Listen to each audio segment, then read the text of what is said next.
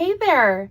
Today in this sewing tutorial, we are going to be working through Blockheads. This is by Moda. These are free patterns that they put out every year. This one's a little bit older, but one of my favorites. This is called Blooming Love. In this one, we're going to be talking a lot about the stitch and flip method, and then we'll be snowballing these edges. So very beginner friendly, a very cute block. We have done this one before, but I think this tutorial needs a refresh, and it all starts now.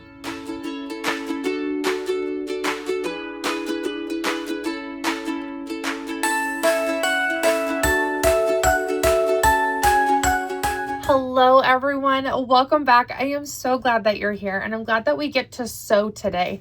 I love the chaos of BYOB, but when we can kind of settle back into our groove, it feels really good. So this block may feel familiar to you if you've been here a while. This is actually a repeat, but once upon a time, I thought it was fun to put music in the background of all of my videos, and it was actually super distracting. So this is one of my more popular videos without the music in the background. So this is Moda Blockheads. They're free blocks that Moda puts out every year, and they make like a big sampler quilt. I love going through Moda Blockheads and finding cute free blocks, but this one is called Blooming Love. Seem a little familiar? It should. This one is so cute and so fun to put together. I've done a couple of different colorways in this one, and so I'm excited to see it in these pinks and these yellows. Okay, let's jump into Blooming Love. We are going to be doing some stitch and flip and some snowballing corners here. And I don't love the cutting sizes because it's a little confusing. So when we're looking at our cutting instructions, it has us cut 4 A's, which makes sense because there's our 4 corners. It has us cutting 8 3.5-inch squares, but it just says 8 3.5-inch squares. But that actually means 2 for each of the tops of these hearts. Those are the 3.5-inch squares. Do you see how that's kind of confusing? And then we have 16 2-inch squares, which will be our background, which is the little snowballed corners that we're going to put on these 3.5-inch squares. And then we have 4 3 7/8 squares. Okay, so it's kind of a mess here, but those 4 7/8 squares are what we're going to be using to make half square triangles. So you are going to need 2 3.5-inch squares of each color, and then you're going to need 2 3 7/8 squares of each color. That's kind of a funny number, I know, so if you feel better rounding up to 4 inches, that's okay. But we're going to do one at a time, stitch and flip half square triangle. So if you just wanted to go with 3.5 with these as well, you could. But because we kind of have this like scrappy middle, we need to make sure that the colors we're putting together match the bottom of our hearts. And I promise we'll walk through that together. So like I said, cutting instructions, not a huge fan, but since I've done it, I'm like, okay, I know what you mean. I know what you mean, even though you're not saying it.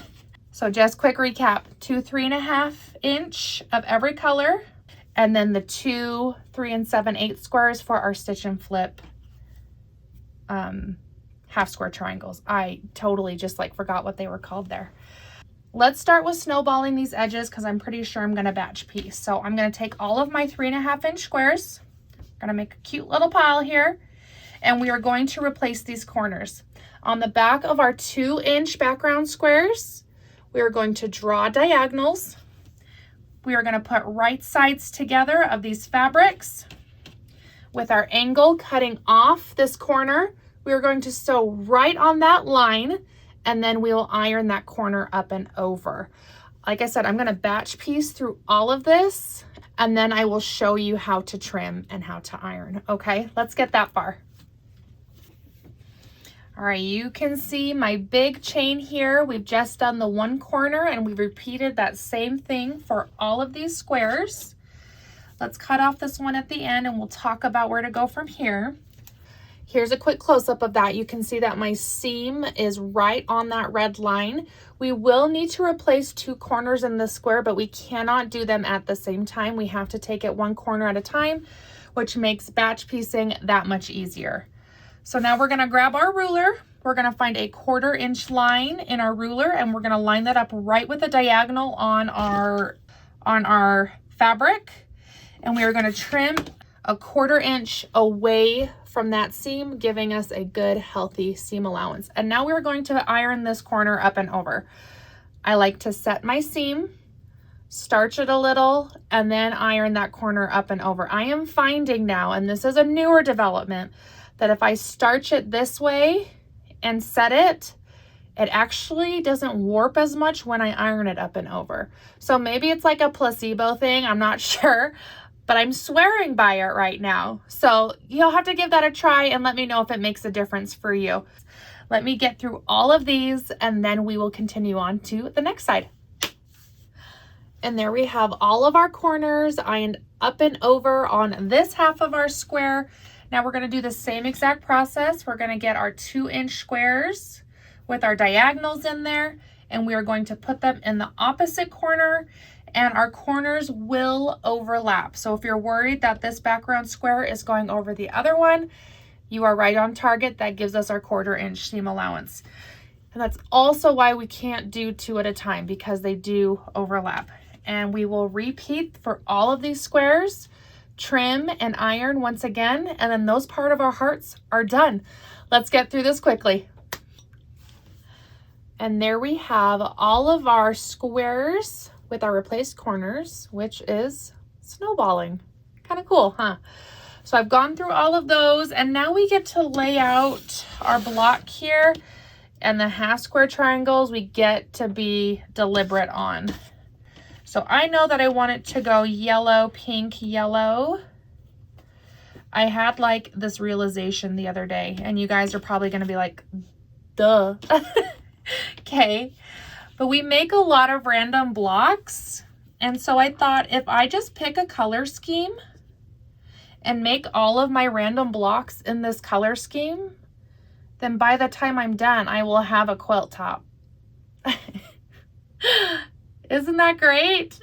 So I've been trying to do pink and yellows because I think that would be a cute quilt color scheme.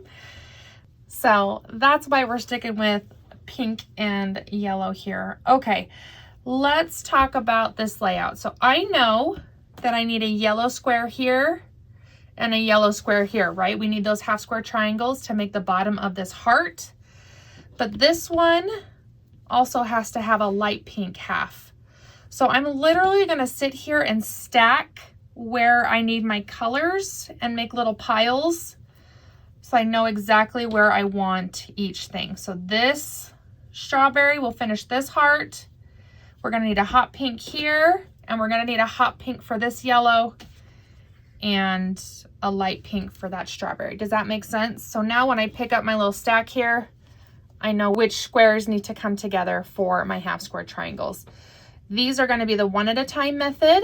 We are going to use the stitch and flip just the same as we did with our snowballing. We will trim and iron gently.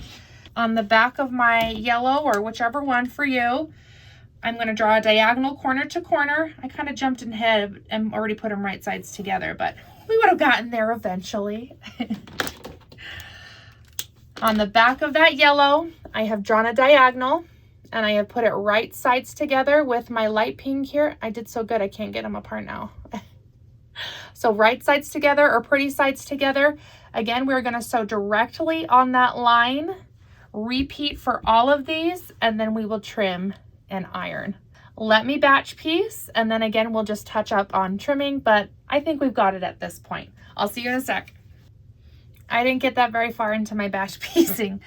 But I do have a directional fabric here. I want all of my strawberries to go the same direction. I am putting my square the direction that I want it to go, making sure that when I stitch and flip these open, it still lines up with the bottom of my heart here and the bottom of my heart here.